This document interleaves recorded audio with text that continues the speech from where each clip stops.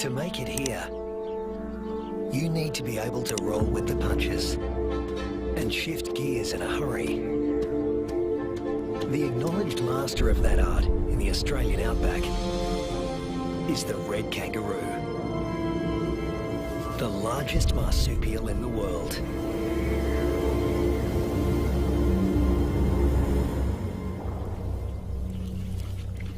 This female is pregnant. Red kangaroo females are almost always pregnant. They've evolved to adapt their reproductive systems to the unpredictable whims of the environment.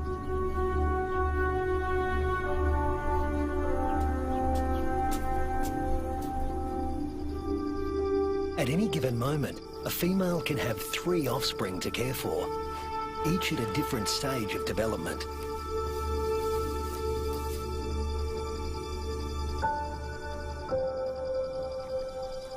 This is number 1, the peanut.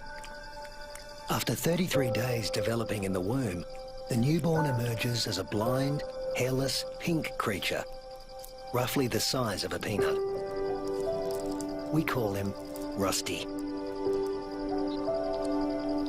There's virtually no sign of the powerful hind legs we all associate with the kangaroo. He uses his arms to make the grueling trek up the belly to his mother's nipple, guided solely by instinct and smell.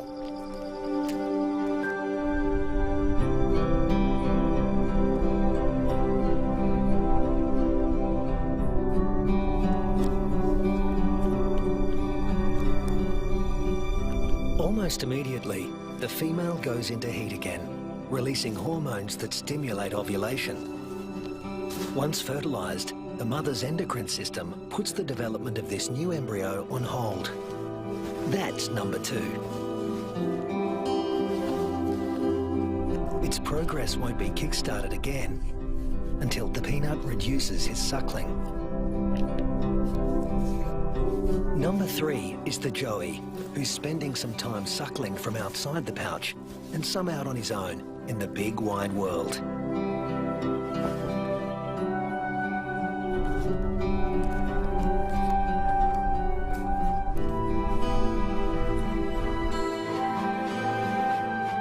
The female is a living assembly line of young at various stages of development. But when times are hard, the system has to be ruthless. She will cut off nutrition to the peanut in her pouch, and when it dies, she'll restart the embryo's development to take his place.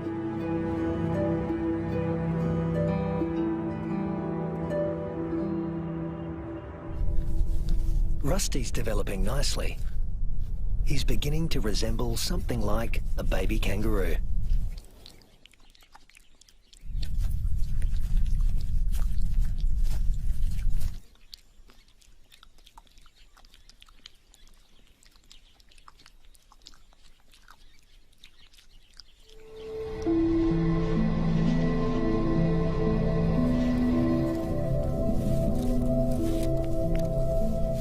Now 3 months old, he can hear all the sounds of the world he'll soon be inhabiting. It's all so unfamiliar.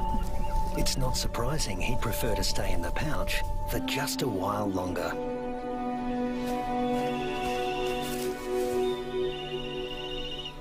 There's plenty of...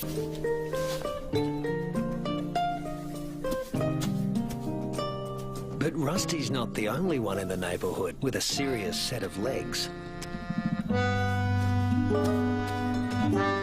An emu, the biggest native bird in Australia, announces his arrival.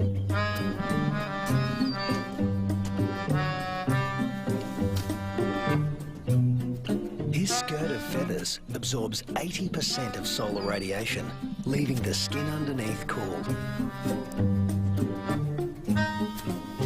And this dad needs a cool head. In the emu world, dads take on all parental responsibility. The chicks will be under his wing for 18 months. Not not exactly the red kangaroo way. Males are pretty much deadbeat dads. They leave as soon as the young are conceived. Rusty also still relies on his mother for food and protection, so he tends to stay close. But apparently he's also got an independent streak. Maybe there's even more fun out there. Soon he leaves the rest of the mob and is in uncharted territory. Not a good place for a baby kangaroo to be.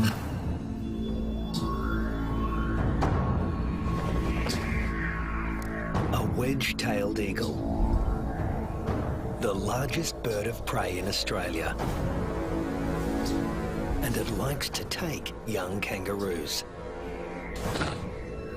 Mum realises she doesn't know where Rusty is. But the eagle does.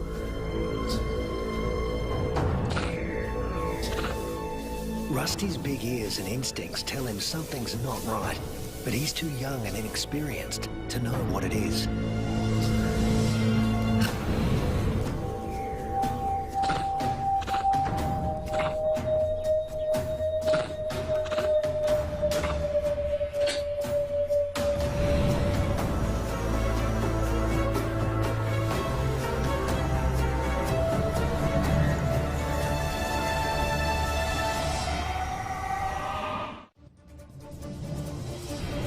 No sooner has Rusty left his mother's side than he's in trouble. With the bone-crushing power of her talons, the eagle could seize Rusty and drag him to his death. But suddenly, there's a flurry of panicked activity nearby. A rabbit is running for its life.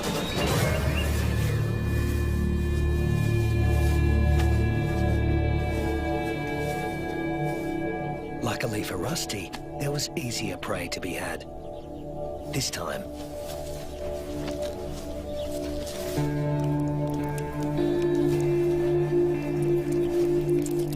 Red kangaroos and wedge-tailed eagles share the same territory. And when the eagle has a chick to feed, the hunting never stops.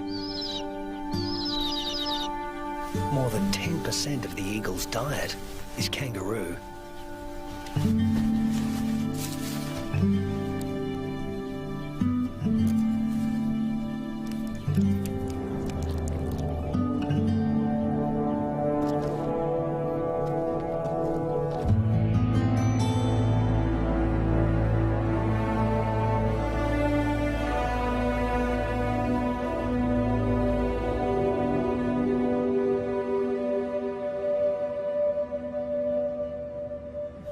Rusty is now 8 months old and a full-fledged joey, a juvenile that spends all his time outside the pouch. In a few months, he won't have Mum's milk to rely on anymore.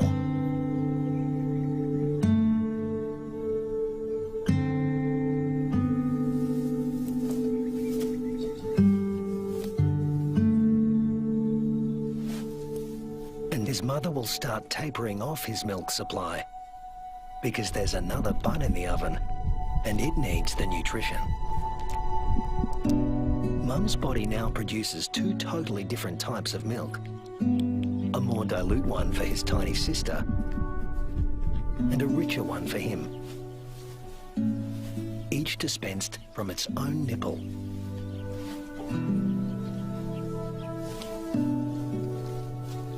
But males like Rusty are about 10% larger at weaning than the average female, and are heavy drinkers.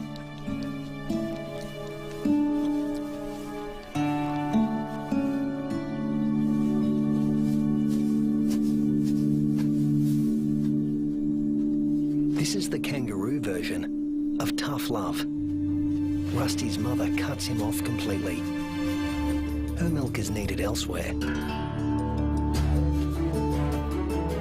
Rusty is off to explore his wider world.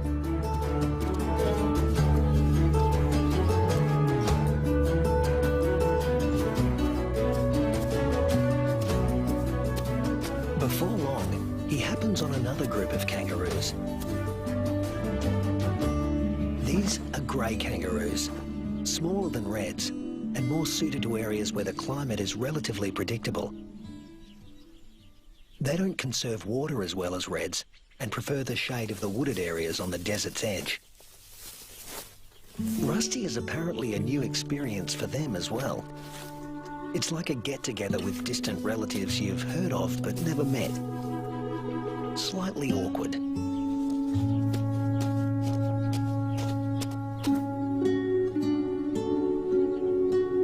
And here comes another branch of the family, wallaroos. Marsupials somewhere between red kangaroos and wallabies in size, who frequent the rocky outcrops looking for shade and water. If you live in a desert, water is a treasure, and its presence is never guaranteed. With no true seasons in this part of Australia, the only certainty is unpredictability. A waterhole is a gift from the heavens for many creatures. Emus, reds and wallaroos all gather to drink. But the relentless sun is turning the mud around the waterhole into clay, laying traps for the unwary. Rusty is not driven by the same intense thirst as his grey cousins. Reds have a kind of super kidney, which concentrates their urine, so they hold on to more water. While the greys have to drink more regularly. Their thirst sometimes drives them to unwise decisions.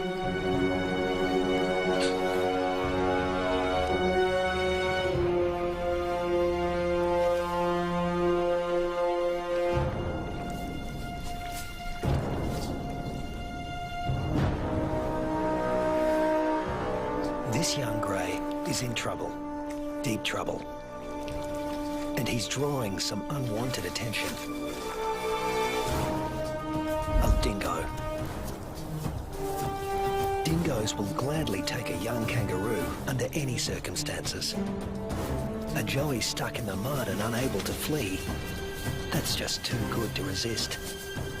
The other kangaroos can't help him. His fate is sealed. Even at the tender age of 18 months, Rusty has the good sense to get out of Dodge in a hurry. Now he's on the road again, in search of a good meal. He's still an adolescent, and burning through energy at a faster rate than an adult.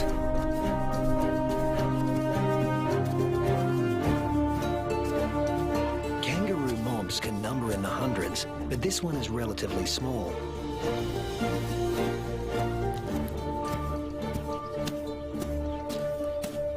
And Rusty's appearance on the scene has caught another male's attention. They're around the same size and the same age, perfect sparring buddies. Game on. But this isn't a life or death battle.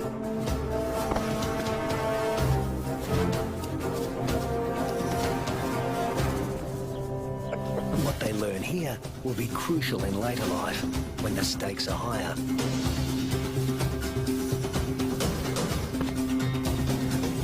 Long arms for wrestling win fights, and females want winners.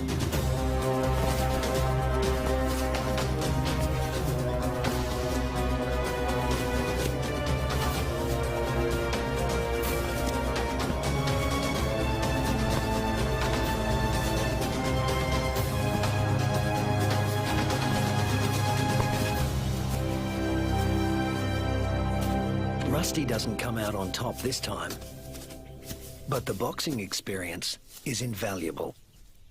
At this age, the learning curve for a kangaroo is steep and full of surprises. A sudden rustle in the dry grass spooks the gang he's hanging out with.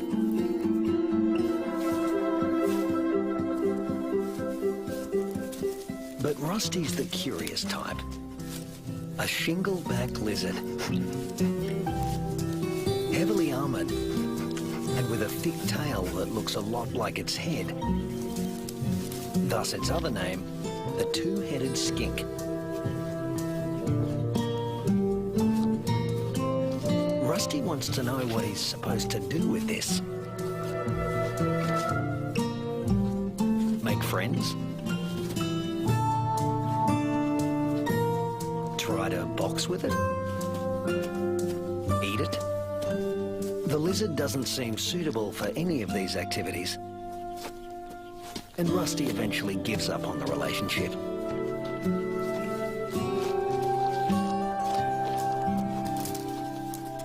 This part of the Central Australian outback has been hot and dry for weeks. The plants have been picked clean. When food sources dry up like this, red kangaroos are superbly adapted to survive. Still, even they can't live without water. But something is happening 100 miles away.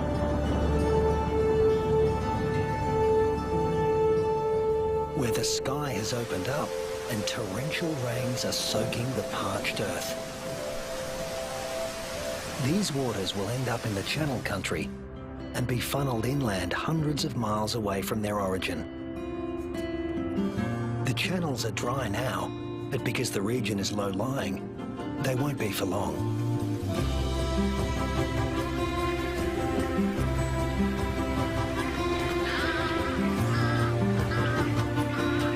And what was once an arid wasteland begins to revive.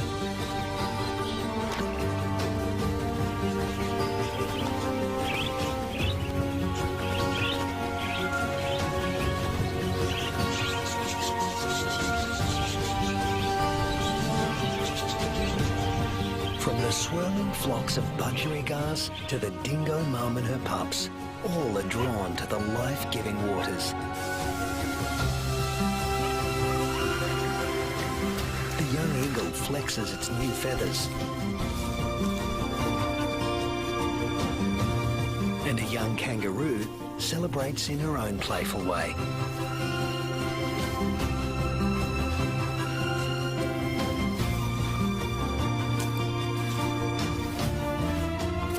Emus are water guzzlers, and adults can drink up to 4 gallons a day. Like all emus, the chicks revel in a cooling bath.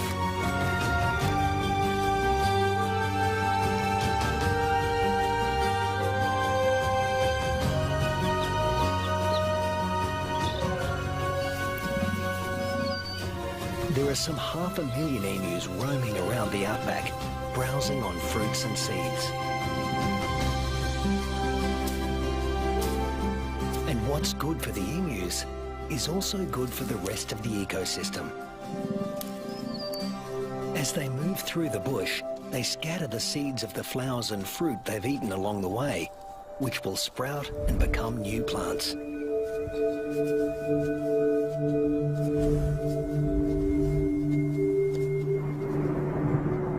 The weeks turn into months. Rusty. Red kangaroos are built to get where they want to go. Unfortunately, sometimes, especially when they're inexperienced, they get someplace they really don't want to be.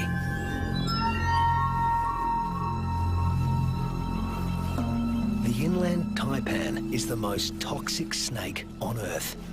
There's enough venom in one bite to kill 100 full-grown men.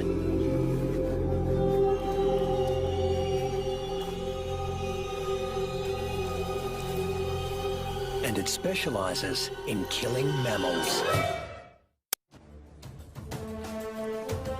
The Australian desert is the kingdom of the reptiles.